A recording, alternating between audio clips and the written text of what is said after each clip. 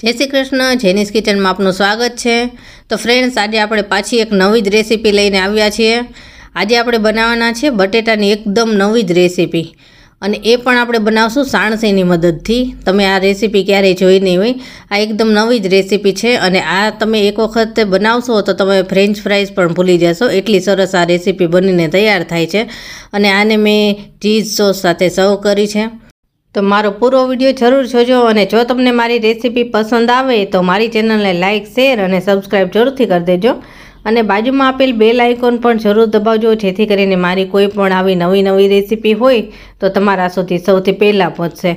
તો ચાલો આપણે એકદમ ઝડપથી બની જતી બટેટાની એકદમ નવી અને સાણસીની મદદથી બને એવી રેસીપી બનાવવાની શરૂઆત કરીએ।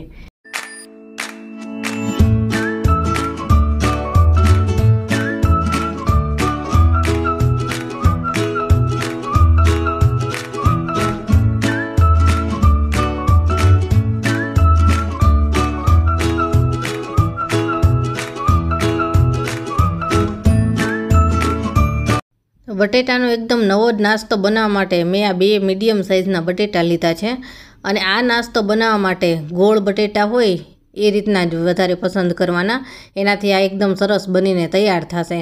તો આને મેં સરસ રીતે ધોઈ લીધા છે, અને હવે આની આપણે છાલ કાઢવાની છે। તો પિલરની મદદથી આપણે આ બટેટાની છાલ કાઢી લઈએ।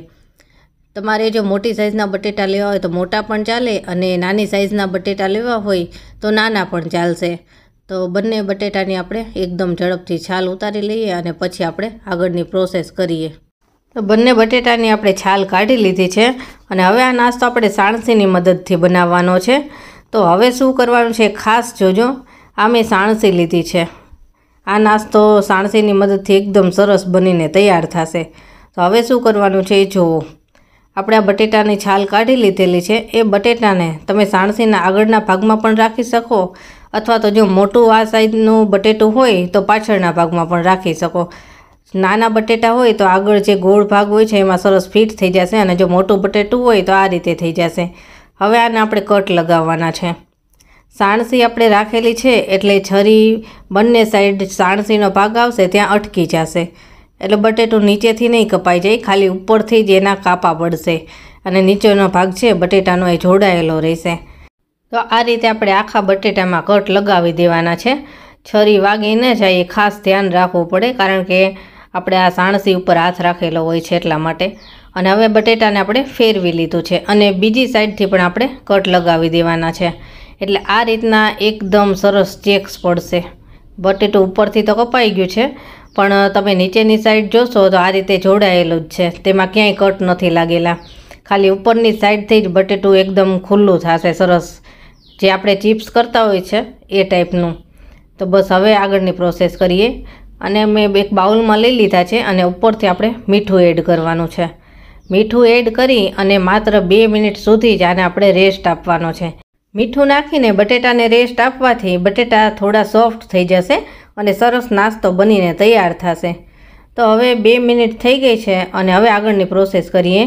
તો હવે આપણે આની અંદર પાણી એડ કરવાનું છે, અને પાણી એડ કરી અને આને 5-1 મિનિટ સુધી આપણે રેસ્ટ આપીશું, એટલે મીઠું જો વધારે ભાગ હોય તો એ મીઠાનો ભાગ પણ નીકળી જાય અને બટેટા સરસ થઈ જાય। જો મીઠું નાખીને બટેટાને 2 મિનિટનો રેસ્ટ આપ્યો તો એટલે બટેટા સરસ સોફ્ટ થઈ જાય, અને આ બધા જ ભાગ સરસ રીતે છૂટા પડે, એટલે આ પ્રોસેસ જરૂરથી કરવી। તો હવે આપણે 5-1 મિનિટ આને પાણીની અંદર પણ રહેવા દઈશું। હવે આપણે એક સ્લરી બનાવવાની છે, તો તેના માટે મેં 3 ચમચી મેંદાનો લોટ લીધો છે। સ્વાદ પ્રમાણે મીઠું નાખશું, 5 ચમચી જેટલો મરીનો પાવડર છે, 5 ચમચી જેટલા ચીલી ફ્લેક્સ લીધા છે, અને અડધી ચમચી જેટલો ઓરેગાનો છે, એમાં ચીલી ફ્લેક્સ પણ મિક્સ છે। આ બધી જ વસ્તુ આપણે સરસ રીતે મિક્સ કરી લેવાની છે। બીજા કંઈ પણ મસાલા જો તમને ફાવતા હોય તો તમે એડ કરી શકો છો, પણ આટલા તમે મસાલા નાખશો એટલે એકદમ સરસ આ સ્લરી બનીને તૈયાર થશે, અને ટેસ્ટી નાસ્તો બનશે। હવે આની અંદર મેં 5 થી 6 ચમચી જેટલું પાણી એડ કર્યું છે। આની સ્લરી બહુ ઘાટી પણ નહીં અને પાતળી પણ નહીં, એ રીતની આપણે બનાવવાની છે, અને લોટના ગઠ્ઠા ના રહે એ ખાસ ધ્યાન રાખવાનું। તો આને ચમચીની મદદથી એકદમ સરસ રીતે મિક્સ કરી લઈએ, અને ત્યાં સુધીમાં બટેટાને પણ રેસ્ટ મળી જાય। તો બસ હવે જો આ એકદમ સરસ રીતે આપણી સ્લરી બનીને તૈયાર છે। આ રીતની થવી જોઈએ, આટલી પતલી, બહુ ઘાટી પણ ના હોવી જોઈએ અને પતલી પણ નહીં. તો આ બસ એકદમ પરફેક્ટ સ્લરી તૈયાર થઈ ગઈ છે.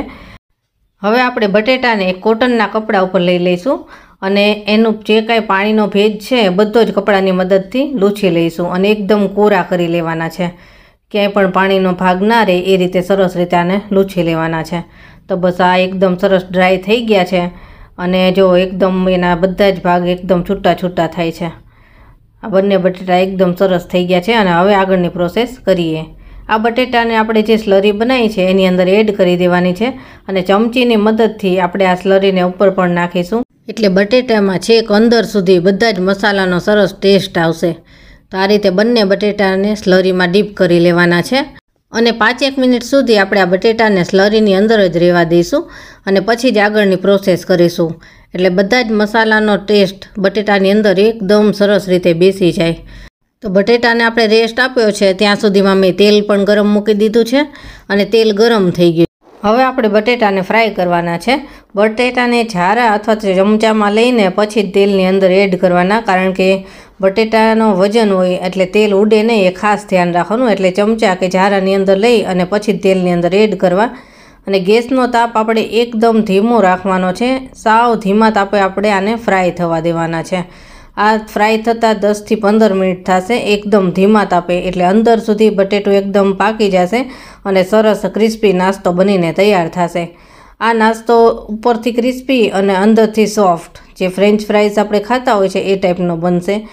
તો 10 મિનિટ જેવું થઈ ગયું છે અને બટેટા જો એકદમ કલર સરસ આવ્યો છે, ગોલ્ડન કલર. આ રીતનો ગોલ્ડન કલર આવે ત્યાં સુધી આપણે ફ્રાય થવા દેવાના છે અને 10 મિનિટની અંદર જો આ ફ્રાય થઈને તૈયાર થઈ ગયું છે, બહારથી ક્રિસ્પી અને અંદરથી સરસ સોફ્ટ એવું આ બનીને તૈયાર થયું છે.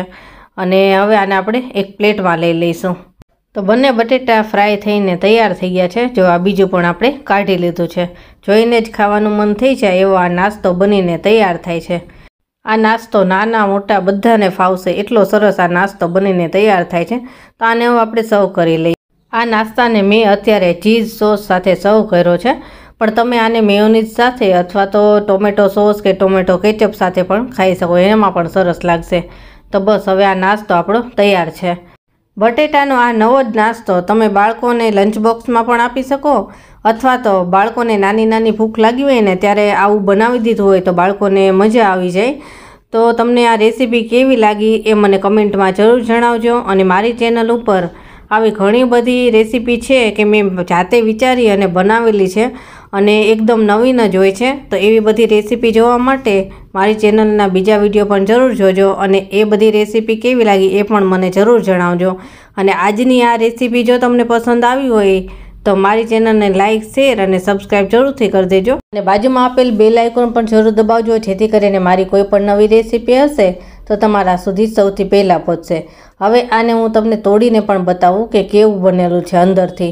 જો બહારથી ક્રિસ્પી અને અંદરથી એકદમ સરસ સોફ્ટ, જે આપણે ફ્રેન્ચ ફ્રાઈઝ બનાવતા હોય છે એ ટાઈપનું જ, પણ આનો ટેસ્ટ છે ને કંઈક અલગ છે, વધારે મજા આવશે. એટલે આ રેસીપી તમે પણ જરૂર ટ્રાય કરજો. તો ચાલો ફરી મળીશું નવી રેસીપી સાથે.